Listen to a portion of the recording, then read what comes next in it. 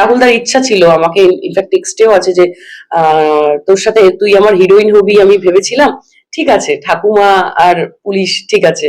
আমি তখন বলেছিলাম যে আরে দাঁড়া, ওই তো সবই শুরু, আমরা আবার একসাথে কাজ করবো। প্রিয়াঙ্কা আমার ভীষণ ফেভারিট, ওর সাথে আমার একটা কাজও হয়েছিল, কিন্তু ব্যাড লাক সেটা এখনো মানে ছবিটা রিলিজ হয়নি।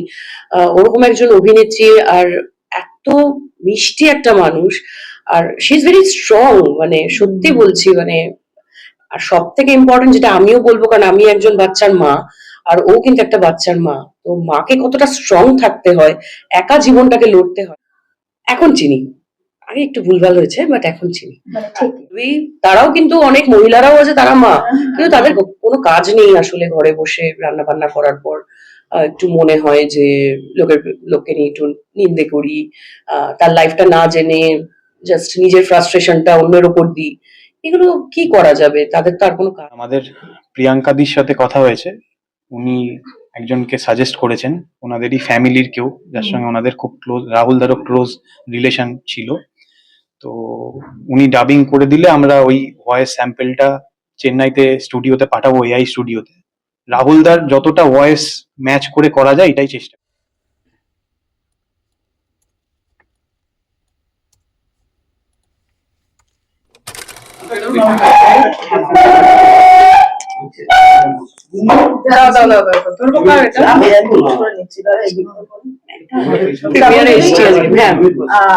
অনেক বাধা পেরিয়ে অবশেষে ছবির মুক্তি এবং ডাবিং হচ্ছে আজকে, কি বলবে সেটা নিয়ে? যার শেষ ভালো তার সব ভালো, আমি এটাই মনে করি। আর খুবই মানে এই ছবিটা খুবই স্পেশাল আমাদের পুরো টিমের কাছে। আর সাই প্রকাশ, ওদের সাথে আমার ফার্স্ট টাইম কাজ। এই গল্পটাই যখন আমার কাছে এসেছিল আমার বেশ ইন্টারেস্টিং লেগেছিল। আর তোমরা কিছুটা জানো যে এটা একটা পাগলা গারদ দিয়ে গল্প, অনেক কিছু মানে মেন্টাল অ্যাসাইলাম নিয়ে গল্প, সেখানে অনেক কিছু ব্যাপার আছে। তিন বন্ধু যারা মানে অনাথ আশ্রমেই বড় হয়েছে, তো খুব খুব ইমোশনাল একটা ছবি। এখানে বন্ধুত্বের জায়গা দেখানো হয়েছে। আর সব থেকে যেটা এখানে কি বলবো আমাদের স্পেশাল এই ছবির, সেটা হচ্ছে রাহুলদার লাস্ট ছবি আমাদের এই এরাও মানুষ, যেখানে রাহুলদাকে আমার মনে হয় না এরকম আগে কোনো ক্যারেক্টারে রাহুলদাকে দেখানো হয়েছে। তো এই ছবিতে রাহুলদাকে একটু অন্যরকম ভাবেই পাবে সবাই। তো সেগুলোই মনে পড়ছে, কারণ আমরা আউটডোরে অনেক দিন শুটিং করেছি, আর আউটডোরে শুটিং করলে একটা হয় না ছোট পরিবার, আমরা যাই সবাই মিলেমিশে কাজ করছি। বিশ্বনাথদার পাড়াতে, মানে পৈতৃক বাড়ি যেখানে ওনার, তো সেখানেই আমরা অনেক রকম খাওয়া দাওয়া একসাথে সবাই মিলে, শান্তিদা, বিশ্বনাথ দা, জিতু, সত্যম, তারপর রাহুল দা, আমি, কনিদি, তো সবকিছু মনে পড়ছে। আর মনে হচ্ছে যে আমি মানে এখনো মানে রাহুল দা আমাদের মধ্যেই আছে। তোমার সঙ্গে অনেকগুলো কাজ হলো, অদ্ভুত ভাবে। এটা বোধহয় তোমার জন্য আরো ভালো লাগার চেয়ে খারাপ লাগার এই সময়টা দাঁড়িয়ে মন খারাপ করার তো প্রচন্ড, কারণ মানে আমি রাহুলদার লাস্ট মেসেজটাও আমার কাছে, আমি মাঝে মাঝেই আমি এখনো বিশ্বাস করতে পারি না, আমার মনে উনি বেঁচে আছেন আমাদের মধ্যে। তো এইগুলোই স্মৃতি, উনি অমর হয়ে থাকবেন আমাদের এই ছবি। লাস্ট আমি ঠাকুমার ঝুলি করলাম, তো এই ছবিটা ওনার সাথে আমার লাস্ট কাজ। তো হিরো হিরোইন হওয়া হলো না, এটাই যা। অনেক মেমোরি আছে তোমার, কারণ আমার রাহুলদার ইচ্ছা ছিল, আমাকে ইনফ্যাক্ট টেক্সটেও আছে যে তোর সাথে তুই আমার হিরোইন হবি আমি ভেবেছিলাম, ঠিক আছে ঠাকুমা আর পুলিশ ঠিক আছে। আমি তখন বলেছিলাম যে আরে দাঁড়া, ওই তো সবই শুরু, আমরা আবার একসাথে কাজ করবো। এই ছবিটাতে যেরকম গল্প রয়েছে, সেখানটা একটা আলাদা দুনিয়াকে দেখেছো গল্পের ছবির মাধ্যমে, তো তুমি সেই দিক দিয়ে কি বলবে, কতটা কিরকম কি এক্সপেরিয়েন্স করলে সেই দুনিয়াটা সম্পর্কে? আমি তো বলবো যে এই ছবির যারা মানে আর্ট ডিরেক্টর যিনি, যার টিম আর কি, তারা জাস্ট মানে অসাধারণ কাজ করেছে। প্রত্যেকটা টিমের মেম্বার সবাই খুব খেটেছে, খুব ধুলোবালির মধ্যে শুটিং করেছি, ফাইট সিকোয়েন্স প্রচুর আছে, মানে সব মিলিয়ে এটা একটা দারুণ এক্সপিরিয়েন্স হয়েছে। আর বেশ বলা যেতে পারে একটা বাণিজ্যিক ছবির মতো। সেই জগৎটা কিরকম লাগলো, কারণ যেহেতু বলে একদম পাগলা গারদ একটা ছবি, অনেক কিছু আর কি জানা, অনেক কিছু বোঝা, সেরকম একটা মানসিক সমস্যা তো প্রতিটা মানুষেরই কম বেশি থাকে, সেই দিক থেকে কতটা উপলব্ধি করলে ছবিটার মধ্যে দিয়ে? এই ছবিতে যারা ওই মানে মেন্টালি চ্যালেঞ্জ যে ক্যারেক্টার গুলো করেছে, তারা কিন্তু সবাই আর্টিস্ট, তারা সবাই কেউ কেউ থিয়েটার করেন, কেউ কেউ নাটক করেন, মানে বিভিন্ন জায়গার ভালো ভালো অভিনেতারা কিন্তু এসে কাজ করেছে বা অভিনেত্রীরা এসে কাজ করেছে। তো তাদের থেকে অনেক কিছু শেখার, কারণ দেখো একটা পাগলের ক্যারেক্টার করা তো খুব একটা ইজি নয়, এটা তো বেশ টাফ।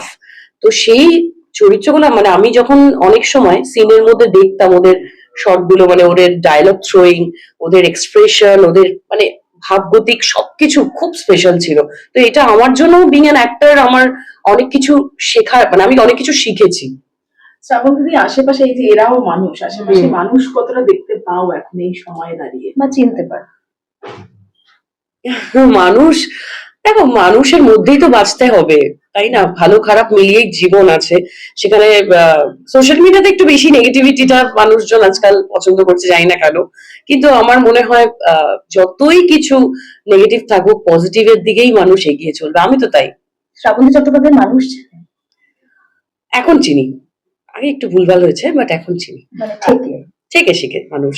একটা লাস্ট প্রশ্ন করবো শ্রাবন্তী দিদি, এই যে সোশ্যাল মিডিয়া নিয়ে বলে এবং রাহুলদার কথাও বললে, সোশ্যাল মিডিয়ায় তোমাকে নিয়ে বলে এবং তোমার সেটা অভ্যস্ত হয়ে গেছে, পাত্তাও দাও না এখন।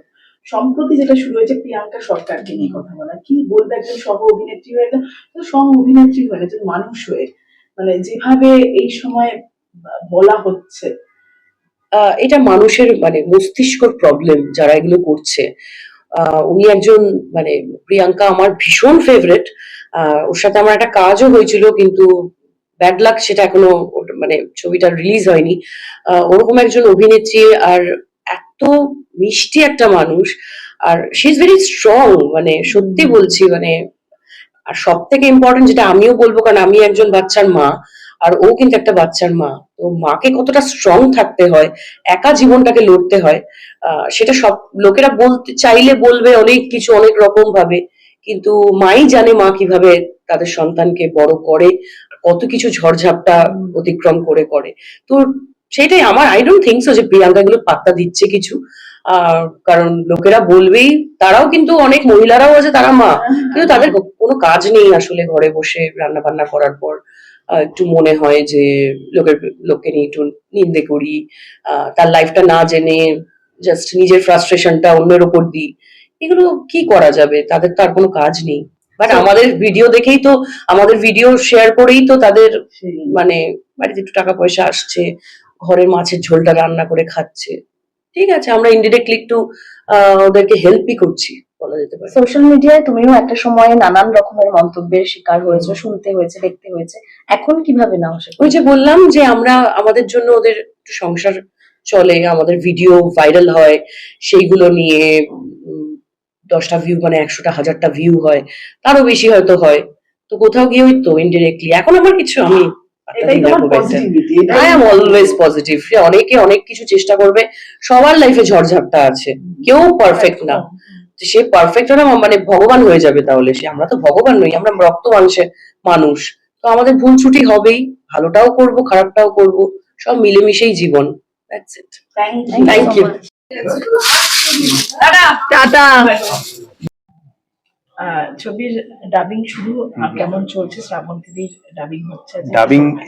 ডাবিং প্রায় 80% আমাদের হয়ে গেছে, শ্রাবন্তীদির বাকি ছিল, আজকে উনি করে দিচ্ছেন। এরপর টুকটাক প্যাচ ডাব হতে পারে, ভালোই এগোচ্ছে। হ্যাঁ, খুবই ভালো এগোচ্ছে। এই যেমন বললো সাই, 80% ডাবিং হয়ে গেছে, খুবই দ্রুত গতিতে ডাবিং এগোচ্ছে, দারুণ দাঁড়িয়েছে বিষয়টা। আচ্ছা, একটু আগে শুনছিলাম যে রাহুলদার বড় পর্দায় এটাই বোধহয় শেষ কাজ সম্ভবত। কি বলবেন সেই ডাবিংটা, রাহুলদার ডাবিংটা কি হবে? কারণ সেই ডাবিং গুলো তো বাকি থেকে গেছে, কি করবেন? আমাদের প্রিয়াঙ্কাদির সাথে কথা হয়েছে, উনি একজনকে সাজেস্ট করেছেন, ওনাদেরই ফ্যামিলির কেউ, যার সঙ্গে ওনাদের খুব ক্লোজ, রাহুলদারও ক্লোজ রিলেশন ছিল। তো উনি ডাবিং করে দিলে আমরা ওই ভয়েস স্যাম্পেলটা চেন্নাইতে স্টুডিওতে পাঠাবো, এআই স্টুডিওতে। রাহুলদার যতটা ভয়েস ম্যাচ করে করা যায় এটাই চেষ্টা করছি। এটা তো ট্রিবিউট হচ্ছে আমাদের তরফ থেকে, রাহুলদার কাছে একটা লাস্ট ট্রিবিউট, ভালো করে করার চেষ্টা করছি। একদম। এবং রাহুলদার মনুষ্যত্ব নিয়ে কথা বলেছেন বারবার, সেক্ষেত্রে বোধহয় মিলে যাচ্ছে এইভাবে আপনাদের। রাহুলদার খুব প্রচন্ড কাছের একটা কাজ, এবং রাহুলদা খুবই আশাবাদী ছিল এই কাজটা নিয়ে। রাহুলদার সাথে শেষ যখনই কথা হয়েছে, রাহুলদা প্রচন্ড আশাবাদী, রাহুলদা খুব ইনভলভড এবং খুব ইনভেস্টেড ছিল এই কাজটা। তো এটা সত্যি একটা খারাপ লাগার জায়গা, কিন্তু রাহুলদা এইভাবে থেকে গেলেন আমাদের সাথে।